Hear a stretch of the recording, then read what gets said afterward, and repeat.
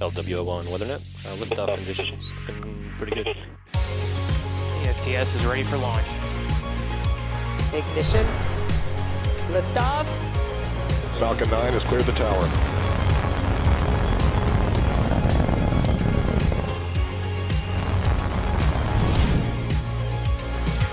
Ten, 9, 8, Side booster ignition. 6, 5, 4, 3, 2, 1.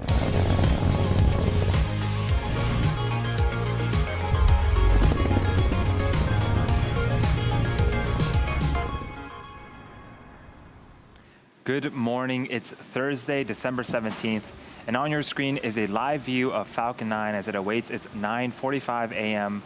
Eastern Time launch from Pad 39A at Kennedy Space Center in Florida. My name is Andy Tran, and I'm a production supervisor here at SpaceX. Today's launch, NROL-108, is for the National Reconnaissance Office, or NRO. The NRO is an intelligence community element and Department of Defense organization responsible for developing, acquiring, launching, and operating America's reconnaissance satellites, as well as operating associated data processing facilities in support of national security. These sophisticated systems are used to develop military targeting data, support international humanitarian relief operations, and assess the impact of natural disasters. This will be our second launch with NRO. The first was in 2017, and that launch actually launched from the same exact launch pad as today's mission. This will also be our 9th mission for our national security customers to date. One thing to note for today's mission, per the NRO's request, we will not be sharing any views of the second stage today, and we'll be ending our webcast a little early around the T+8 minute mark just after Falcon 9 touches back down onto land. If for some reason we are not able to launch today, we do have a backup window tomorrow at the same time. So far, we are at T-12 minutes and 48 seconds and counting. All systems are looking good for an on-time liftoff. So let's take a closer look at the payload and the vehicle today.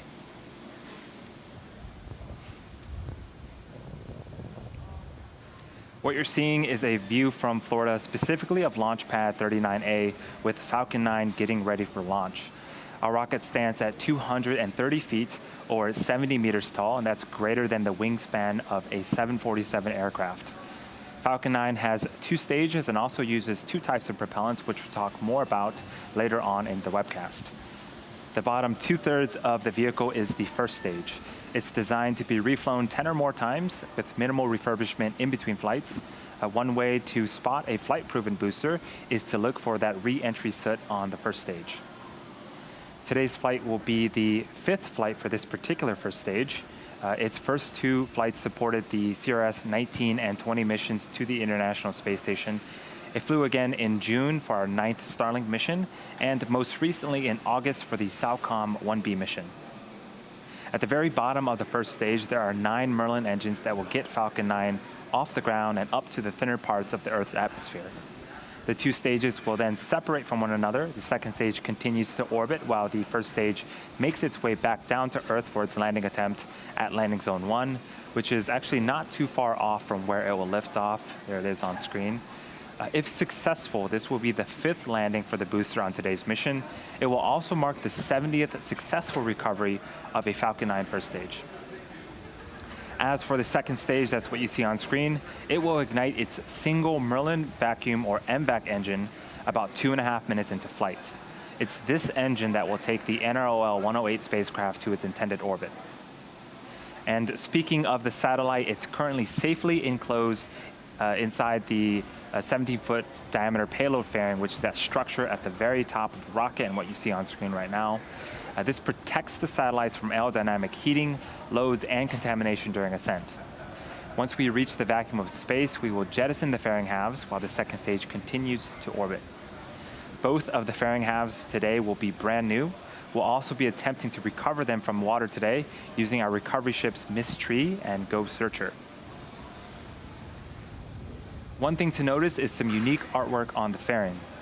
This was chosen by the NRO because gorillas are peaceful animals, but can be fierce when necessary, acting quickly to defend themselves and warn others at any sign of a threat. And like the gorilla, this mission is constantly vigilant. and ready to defend its own, demonstrating the NRO's commitment to protecting the United States' warfighters, interests, and alliances. And finally, the large truss structure next to Falcon 9 is called the Transporter Erector, also known as the TE. Its job is to roll Falcon 9 out to the launch pad, raise it to a vertical launch position, and also route power, fluids, and communication to both the rocket and the satellite.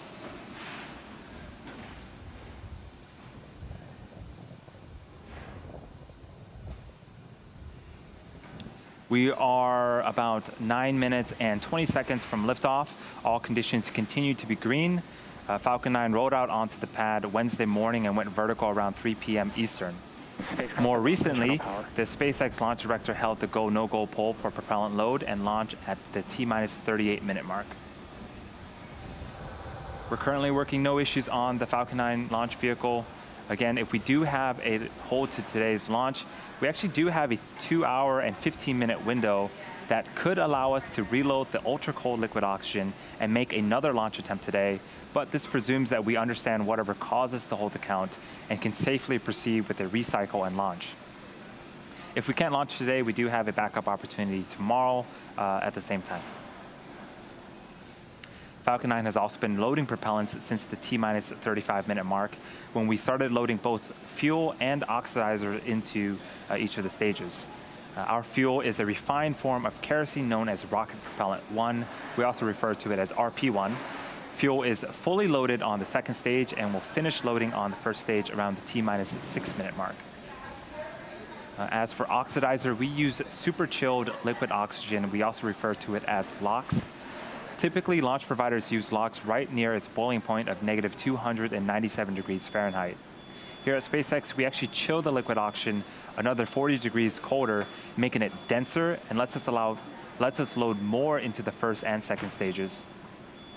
LOX is currently loading into both the first and second stages at the moment. We load it as late as possible to keep it from warming up and decreasing its performance. We're also finishing up helium loading.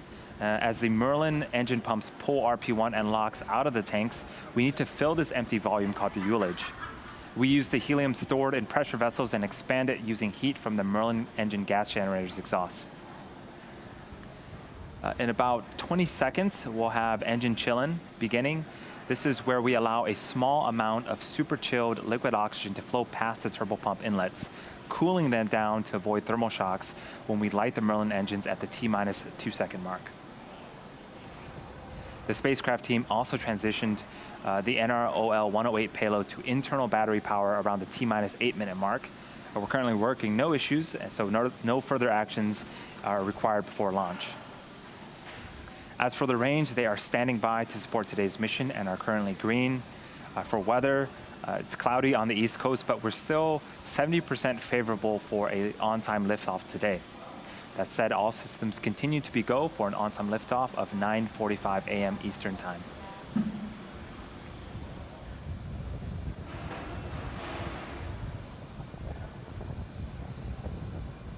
As I mentioned earlier, the National Reconnaissance Office, or NRO, is a joint Department of Defense intelligence community organization responsible for developing, launching, and operating America's signals, imagery, and communication satellites. Here's a closer look at the NRO and its capabilities. RP1 load is complete and closing out. T-minus 3, 2, 1, 0. Ignition.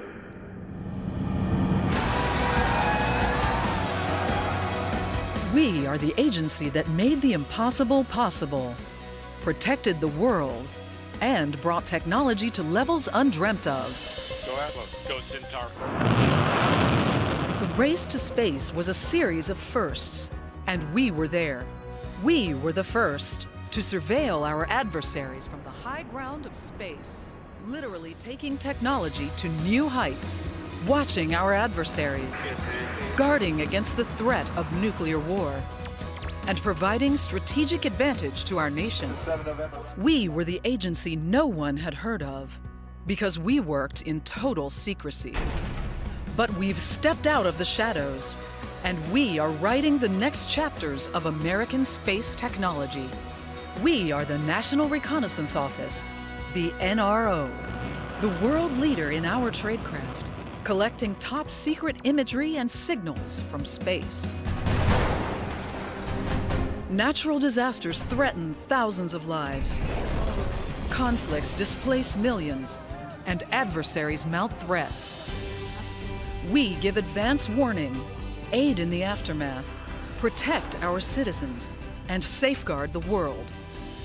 We are the only agency that develops these tools, partnering with the intelligence community, the military, and the best of private industry to drive innovation. We are the leader in space intelligence systems, the NRO. At the heart of it, our people. People who take satellites from idea to orbit, focusing talent and resources, developing, building, launching, operating sophisticated NRO systems that help us maintain global vigilance 24/7, 365. Small sats made possible by miniaturization, reducing costs and expanding possibilities. Large satellites with capabilities designed to answer our toughest national security questions. Pioneering achievements on the ground, where analysts bring it all together. How do we do it? By investing in the latest research and development, using augmentation, automation, machine learning, and artificial intelligence, employing acquisition strategies to encourage competition, enabling us to work with the industry's best and brightest, like-minded people, committed to technology without limits.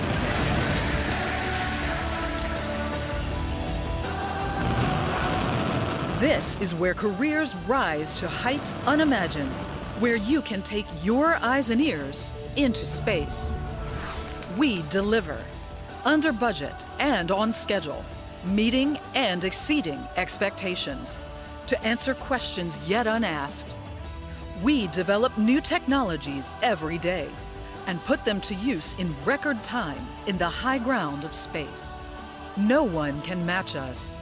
The National Reconnaissance Office, the world leader in intelligence gathering.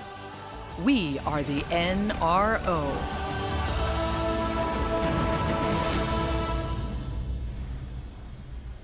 We are just over 2 minutes until liftoff. Falcon 9 is now moving into the final stages of the countdown. The vehicle remains in good health. About 2 minutes ago, the transporter erector began to retract away from Falcon 9, providing clearance for liftoff. In just a few seconds, liquid oxygen loading should finish loading on the second stage, and that'll wrap up propellant loading. At the T-minus 1 minute mark, Falcon 9 will be in startup. This means that the rocket's autonomous internal flight computers are now controlling the launch countdown. The range continues to be green for launch, and the weather still remains cloudy, but again, we are still 70% favorable for an on-time liftoff today. As a reminder, if we don't launch today, we do have a backup opportunity tomorrow at 9 a.m. Eastern.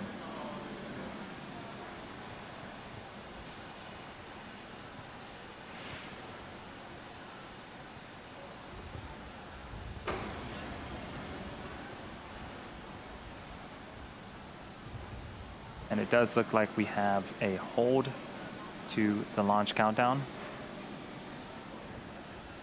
Let's check in. We're going to check in with the team to see if we can get some more information on that. Give us a second.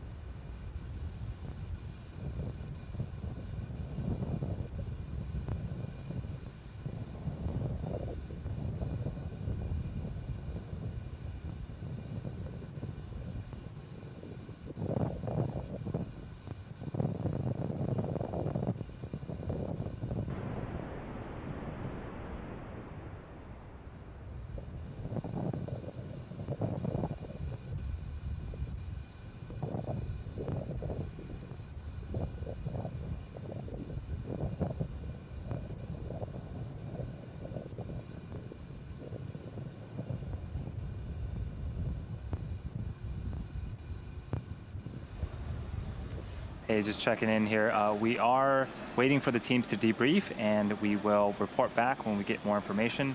Again, we had a hold to the countdown at the T-minus 1 minute and 53 second mark.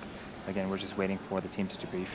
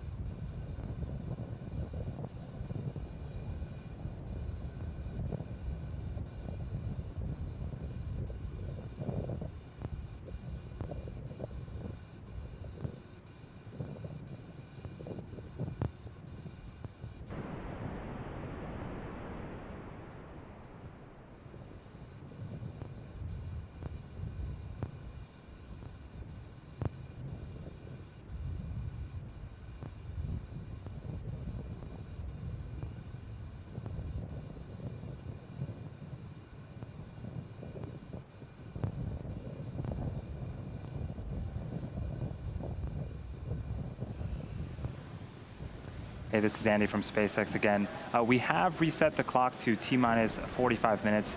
This doesn't necessarily mean that we will be recycling today, but we do have a launch window all the way until 12 p.m. Eastern. At this moment, we are still trying to understand exactly what happened, and so we're waiting for the team to debrief and gather more information. For now, we'll be sitting tight, and we'll try to update you as we get the information.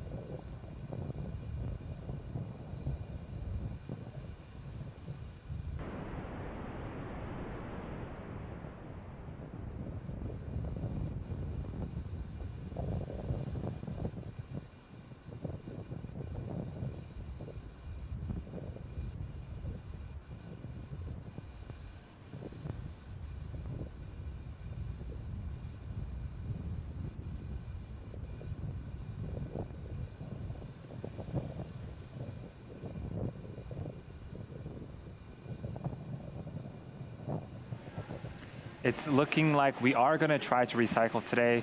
Now keep in mind the purpose of the countdown is to help us catch potential issues prior to flight. Overall, the vehicle and payload appears to be in good health. The new T0 is still to be determined, but we do have a launch window that ends at 12 p.m. Eastern Time.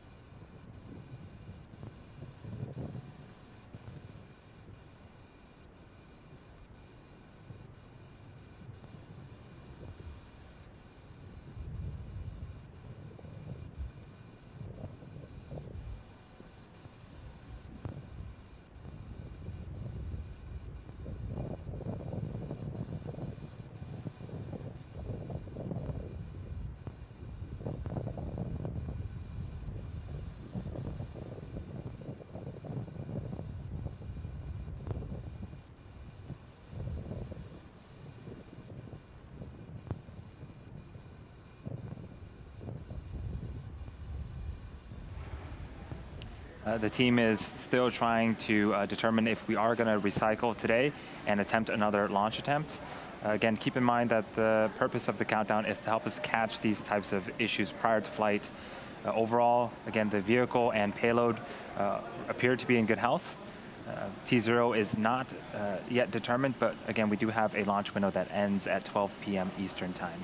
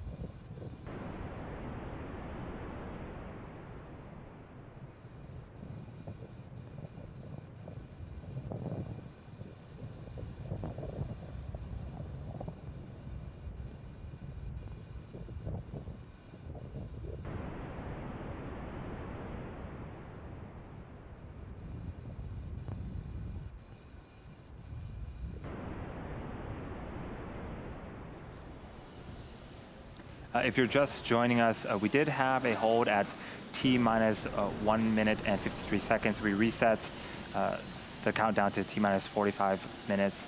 At this point, the vehicle and payload both appear to be in good health. We are waiting on a decision on whether or not we will be making another recycle attempt and launch today.